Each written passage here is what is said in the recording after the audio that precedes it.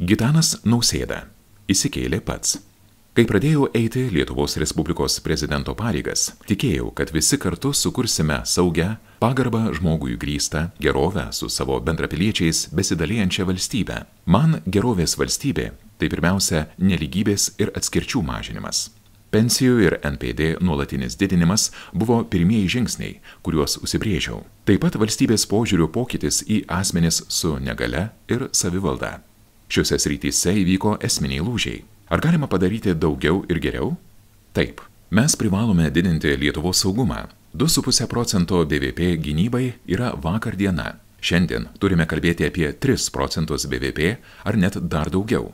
Mes privalome atlikti namų darbus, kad Vokietijos brigada būtų dislokuota Lietuvoje jau 2026 metais. Mes privalome įgyvendinti Valstybės gynimo tarybos sprendimą dėl divizijos suformavimo ir aprūpinti Lietuvos kariuomenę modernę ginkluote. Klimato krizės fone valstybė privalo padėti transformuoti šalies ekonomiką.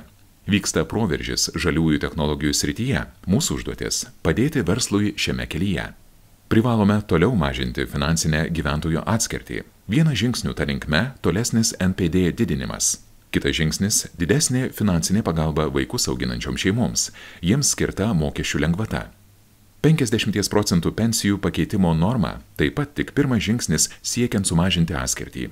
Privalome pasiekti skandinavišką pensijų lygį, kuris yra apie 60–70% VDU.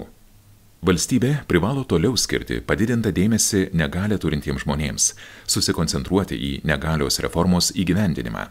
Privalome žengti tolesnius žingsnius, didindami savivaldos savarankiškumą.